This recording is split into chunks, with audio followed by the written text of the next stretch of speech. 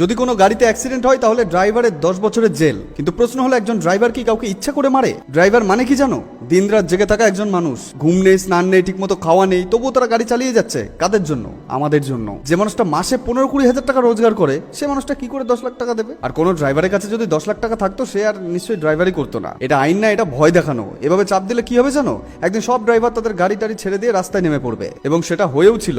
রাস্তা ফাঁকা হয়ে যাবে, বাজারও ফাঁকা হয়ে যাবে, সবজি আসবে না, দুধ আসবে না, অ্যাম্বুলেন্স চলবে না, বাস ট্রাক চলবে না, স্কুল বন্ধ, অফিস বন্ধ, পুরো দেশটাই থেমে যাবে। এই দেশটা চাকায় ঘোড়ায় ড্রাইভাররা, তারা অপরাধী নয়, তারা আমাদের জীবন চালায়। হ্যাঁ, এর একটা আইন অবশ্যই থাকা উচিত, কিন্তু আইনটা এমন হওয়া উচিত না যে গরিব মানুষের ঘাড় ভেঙে যায়। দুর্ঘটনা আর অপরাধ এক জিনিস না। হ্যাঁ, ইচ্ছা করে করলে শাস্তি হোক, কিন্তু একটা ভুলের জন্য জীবন শেষ করে দেওয়াটা অন্যায়। বিএনএস এর 106 ধারায় বলা হয়েছিল 10 বছরের জেল এবং 7 লাখ টাকা ফাইন হতে পারে। তারপরে এই নিয়মের প্রতিবাদে সারা দেশের ট্রাক ও বাস চালকেরা ধর্মঘট করেন। 10 বছরের জেল আর 7 লাখ টাকার ভয় আপাতত নেই, কারণ সরকার এই আইনটিকে হোল্ডে রেখেছেন। শেষে একটা কথাই বলবো, ড্রাইভাররা অপরাধী নয়, তারা এই দেশের চাকা ঘোরায়। তাদের সম্মান দিন, তাদের বুঝুন।